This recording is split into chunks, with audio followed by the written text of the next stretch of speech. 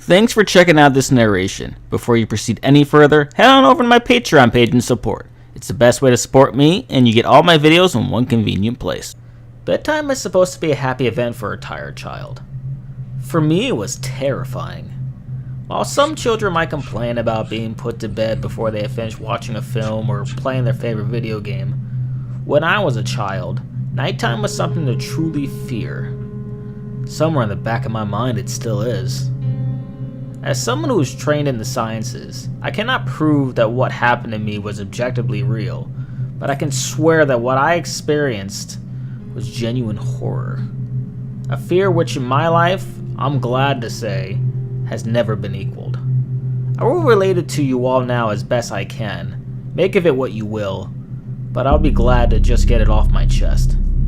I can't remember exactly when it started, but my apprehension towards falling asleep seemed to correspond with my being moved into a room of my own. I was 8 years old at the time, and until then I had shared a room, quite happily, with my older brother. As is perfectly understandable for a boy 5 years my senior, my brother eventually wished for a room of his own. As a result, I was given the room at the back of the house. It was a small, narrow, yet oddly elongated room, large enough for a bed and a couple of chests of drawers, but not much else. I couldn't really complain because even at that age, I understood that we didn't have a large house and I had no real cause to be disappointed, as my family was both loving and caring. It was a happy childhood during the day. A solitary window looked out onto our back garden. Nothing out of the ordinary, but even during the day, the light which creeped into that room seemed almost hesitant. As my brother was given a new bed, I was given the bunk beds which we used to share. While I was upset about sleeping on my own, I was excited at the thought of being able to sleep in the top bunk, which seemed far more adventurous to me. From the very first night, I remember a strange feeling of unease creeping slowly from the back of my mind. I lay on the top bunk, staring down at my action figures and cars strewn across the green-blue carpet. As imaginary battles and adventures took place between the toys on the floor, I couldn't help but feel that my eyes were being slowly drawn towards the bottom bunk, as if something was moving in the corner of my eye, something which did not wish to be seen. The bunk was empty, impeccably made with a dark blue blanket tucked in neatly, partially covering two rather bland white pillows. I didn't think anything of it at the time. I was a child, and the noise slipping under my door from my parents' television bathed me in a warm sense of safety and well-being. I fell asleep. When you awaken from a deep sleep to something moving or stirring, it can take a few moments for you to truly understand what is happening. The fog of sleep hangs over your eyes and ears even when lucid. Something was moving. There was no doubt about that. At first I wasn't sure what it was. Everything was dark, almost pitch black, but there was enough light creeping in from outside to outline the narrowly suffocating room. Two thoughts appeared in my mind almost simultaneously.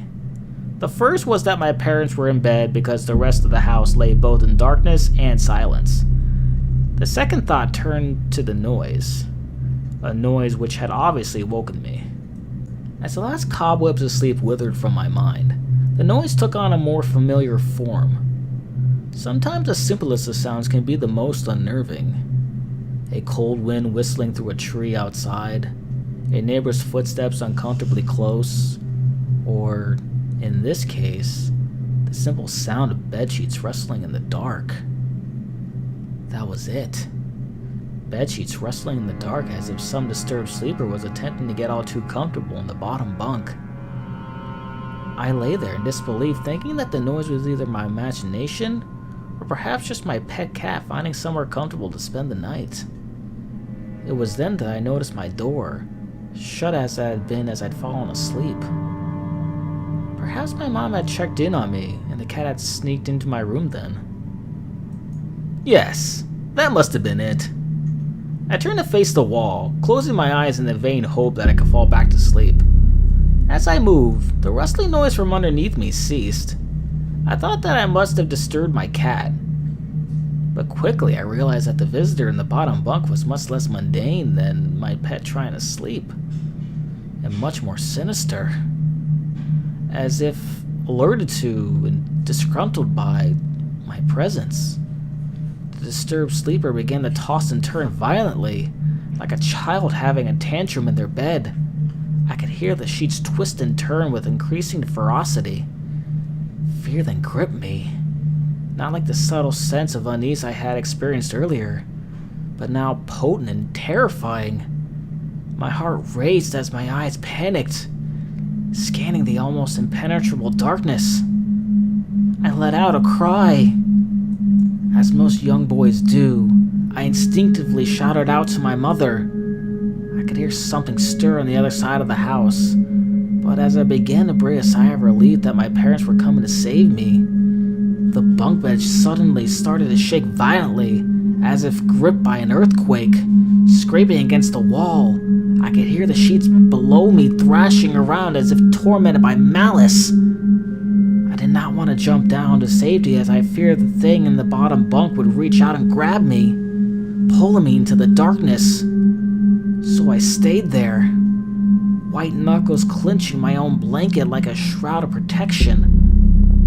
The wait seemed like an eternity. The door finally, and thankfully, burst open, and I lay bathed in light while the bottom bunk, the resting place of my unwanted visitor, lay empty and peaceful. I cried and my mother consoled me. Tears of fear, followed by relief, stemmed down my face. Yet, through all the horror and relief, I did not tell her why I was so upset. Cannot explain it, but it was as though whatever had been in that bunk would return if I even so much as spoke of it, or uttered a single syllable of its existence. Whether that was the truth, I do not know, but as a child I felt as if that unseen menace remained close, listening. My mother lay in the empty bunk, promising to stay there until morning. Eventually my anxiety diminished, tiredness pushed me back towards sleep, but I remained restless, waking several times momentarily to the sound of rustling bedsheets. I remember the next day wanting to go anywhere, be anywhere, but in that narrow, suffocating room. It was a Saturday and I played outside, quite happily with my friends. Although our house was not large, we were lucky to have a long sloping garden in the back. We played there often, as much as it was overgrown, and we could hide in the bushes, climb in the huge cinnamon tree which towered above all else, and easily imagine ourselves in the throes of a grand adventure in some untamed exotic land. As fun as it all was, occasionally my eye would turn to that small window, ordinary, slight, and innocuous. But for me, that thin boundary was a looking glass into a strange, cold pocket of dread. Outside, the lush green surroundings in our garden, filled with smiling faces of my friends, could not extinguish that creeping feeling crawling its way up my spine, each hair standing on end. The feeling of something in that room, watching me play, waiting for the night when I would be alone, eerily filled with hate. It may sound strange to you, but by the time my parents rushed me back into that room for the night, I said nothing. I didn't protest. I didn't even make an excuse as to why I couldn't sleep there. I simply and sullenly walked into that room, climbed a few steps into the top bunk, and then waited. As an adult, I would be telling everyone about my experience. But even at that age, I felt almost silly to be talking about something which I had no evidence for. I would be lying, however, if I said this was my primary reason. I still felt like this thing would be enraged if I so much as spoke of it. It's funny how certain words can remain hidden from your mind, no matter how blatant or obvious they are. One word came to me that second night, lying there in the darkness alone, frightened, aware of the rotten change in the atmosphere, a thickening of the air as if something had displaced it. As I heard the first casual twist of the bed sheets below, the first anxious increase of my heartbeat at the realization that something was once again in the bottom bunk. That word. A word which had been sent into exile, filtered up through my consciousness, breaking free of all the repression, gasping for air, screaming, etching, and carving itself into my mind. Ghost. As this thought came to me, I noticed that my unwelcome visitor had ceased moving. The bedsheets lay calm and dormant, but they had been replaced by something far more hideous. A slow, rhythmic, rasping breath heaved and escaped from the thing below. I could imagine its chest rising and falling with each sordid, wheezing, and garbled breath. I shuddered and hoped beyond all hope that it would leave without occurrence. The house lay as it had the previous night, in the thick blanket of darkness. Silence prevailed, all but for the preventive breath of my as yet unseen bunkmate. I lay there terrified. I just wanted this thing to go, to leave me alone. What did it want? Then something unmistakably chilling transpired. It moved. It moved in a way different from before. When it threw itself around the bottom bunk, it seemed unrestrained, without purpose, almost animalistic. This movement, however, was driven by awareness, with purpose, with a goal in mind. For that thing there lying in the darkness, that thing which seemed intent on terrorizing a young boy, calmly and nonchalantly sat up. Its labored breathing had become louder as of now. Only a mattress and a few flimsy wooden slates separated my body from the unearthly breath below. I lay there, my eyes filled with tears. A fear which mere words cannot relate to you or anyone else coursed through my veins. I would not have believed that this fear could have been heightened, but I was so wrong. I imagined what this thing would look like, sitting there listening from below my mattress, hoping to catch the slightest hint that I was awake. Imagination then turned to an unnerving reality. It began to touch the wooden slates which my mattress sat on. It seemed to caress them carefully, running what I imagined to be fingers and hands across the surface of the wood. Then, with great force, it prodded angrily between two slates into the mattress, even through the padding. It felt as though someone had viciously stuck their fingers into my side.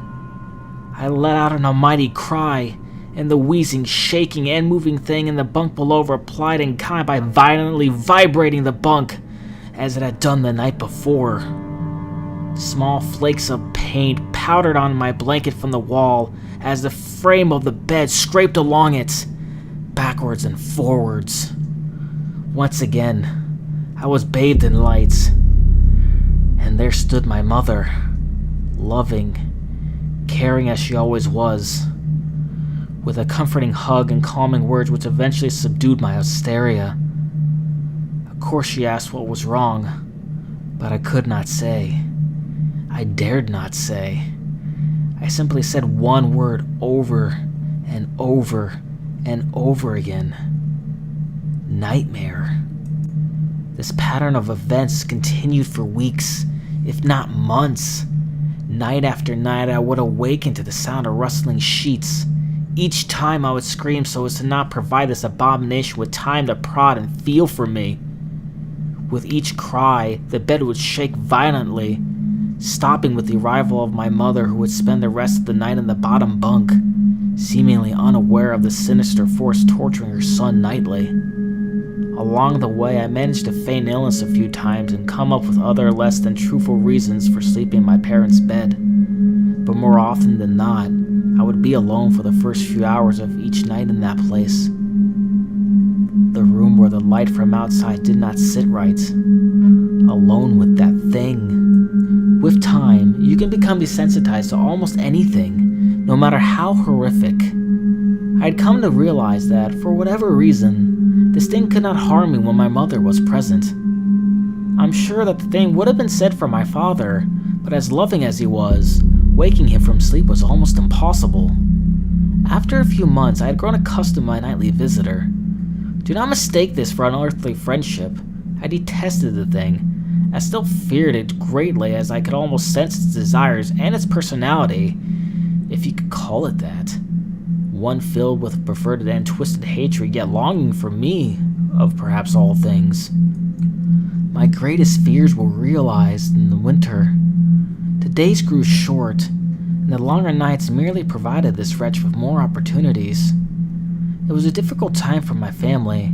My grandmother, a wonderfully kind and gentle woman, had deteriorated greatly since the death of my grandfather. My mother was trying her best to keep her in the community as long as possible. However, dementia is a cruel and degenerative illness, robbing a person of their memories one day at a time. Soon she recognized none of us, and it became clear that she would need to be moved from her house to a nursing home. Before she could be moved, my grandmother had a particularly difficult few nights, and my mother decided that she would stay with her. As much as I loved my grandmother and felt nothing but anguish at her illness, to this day I feel guilty that my first thoughts were not of her, but of what my nightly visitor may do should it become aware of my mother's absence. Her presence being the one thing which I was sure was protecting me from the full horror of this thing's reach.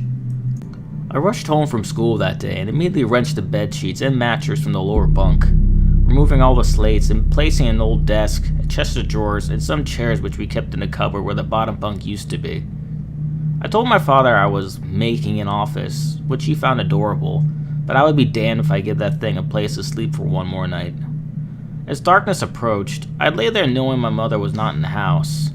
I didn't know what to do. My only impulse was to sneak into her jewelry box and take a small family crucifix which I had seen there before. While my family were not very religious, at that age I still believed in God and hoped that somehow this would protect me. Although fearful and anxious, while gripping the crucifix under my pillow tightly in one hand, sleep eventually came, and as I drifted off to dream, I hoped that I would awaken in the morning without incidents. Unfortunately, that night was the most terrifying of all. I woke gradually. The window was once again dark. As my eyes adjusted, I could gradually make out the window and the door, the walls, some toys on the shelf, and even to this day I shudder to think of it. For there was no noise, no rustling of sheets, no movement at all. The room felt lifeless, yet not empty. The nightly visitor, the unwelcome, wheezing, hate-filled thing which had terrorized me night after night, was not in the bottom bunk. It was in my bed. I opened my mouth to scream, but nothing came out. Utter terror had shaken the very sound from my voice. I lay motionless. I could not scream. I did not want to let it know I was awake. I had not yet seen it. I could only feel it. It was obscured under my blanket. I could see its outline, and I could feel its presence, but I dared not look. The weight of it pressed down on top of me, a sensation I will never forget. When I say that hours passed, I do not exaggerate. Laying there motionless in the dark, I was every bit a scared and frightened young boy. If it had been during the summer months, it would have been light by then. But the grasp of winter is long and unrelenting, and I knew it would be hours before sunrise, a sunrise which I yearned for. I was a timid child by nature, but I reached a breaking point, a moment that I could wait no more, where I could survive under this intimidating, deviant abomination no longer. Fear can sometimes wear you out, make you threadbare, a shell of nerves leaving only a slightest trace of you behind. I had to get out of that bed. Then I remembered the crucifix. My hand still laid underneath the pillow, but it was empty. I slowly moved my wrist around to find it, minimizing as best I could the sound and vibration caused, but it could not be found. I had neither knocked it off the top bunk, or it had, I could not even bear to think of it, been taken from my hand. Without the crucifix, I lost any sense of hope. Even at such a young age, you can be actually aware of what death is, and intensely frightened of it. I knew I was going to die in that bed if I lay there, dormant, passive, doing nothing. I had to leave that room behind, but how? Should I leap from the bed and hope that I can make it to the door? What if it's faster than me? Or should I slowly slip out of the top bunk, hoping to not disturb my uncanny bedfellow? Realizing it had not stirred when I moved, trying to find the crucifix, I began to have the strangest of thoughts. What if it was asleep? It hadn't so much as breathed since I had woken up. Perhaps it was resting, believing that it had finally got me, that I was finally in its grasp. Or perhaps it was toying with me. After all, it had been doing just that for countless nights. And now with me under it, pinned against my mattress with no mother to protect me, maybe it was holding off, savoring its victory until the last possible moment, like a wild animal savoring its prey. I tried to breathe as shallowly as possible, and mustering every ounce of courage I had, I reached over slowly with my right hand and began to peel the blanket off of me. What I found under those covers almost stopped my heart. I did not see it, but as my hand moved the blanket, it brushed against something smooth and cold, something which felt unmistakably like a gaunt hand. I held my breath in terror as I was sure it must now have known I was awake. Nothing. It did not stir, it felt dead. After a few moments, I placed my hand carefully further down the blanket and felt a thin, poorly formed forearm. My confidence and almost twisted sense of curiosity grew as I moved further down to a disproportionately larger bicep muscle. The arm was outstretched, laying across my chest, with the hand resting on my shoulder as if it had grabbed me in my sleep. I realized that I would have to move this cadaverous appendage if I even so much as hoped to escape its grasp. For some reason, the feeling of torn, ragged clothing on the shoulder of the nighttime invader stopped me in my tracks. Fear once again swelled in my stomach and in my chest as I recoiled my hand in disgust at the touch of strangled, oily hair. I could not bring myself to touch its face, although I wonder to this very day what it would have felt like. Dear God, it moved. It moved. It was subtle, but its grip on my shoulder and across my body strengthened. No tears came, but God, how I wanted to cry. As its hand and arm slowly coiled around me, my right leg brushed along the cool wall which the bed lay against. Of all that happened to me in that room, this was the strangest. I realized that this clutching, rancid thing which grew great delight from violating a young boy's bed was not entirely on top of me. It was sticking out from the wall, like a spider striking from its lair. Suddenly its grip moved from slowly tightening to a sudden squeeze. It pulled and clawed at my clothes, as if frightened that the opportunity would soon pass. I fought against it, but its emaciated arms was too strong for me. Its head rose up, withering and contorting under the blanket. I now realized where it was taking me. Into the wall. I fought for dear life. I cried, and suddenly my voice returned to me, yelling, screaming, but no one came. Then I realized why I was so eager to suddenly strike. Why this thing had to have me now. Through my window, the window which seemed to represent so much malice from outside, streaked hope. The first rays of sunshine. I struggled further, knowing that if I could just hold on, it would soon be gone. As I fought for my life, the unearthly parasite shifted, slowly pulling itself up my chest. Its head now poking out from under the blanket, wheezing, coughing, rasping. I do not remember its features. I simply remember its breath against my face, foul and as cold as ice.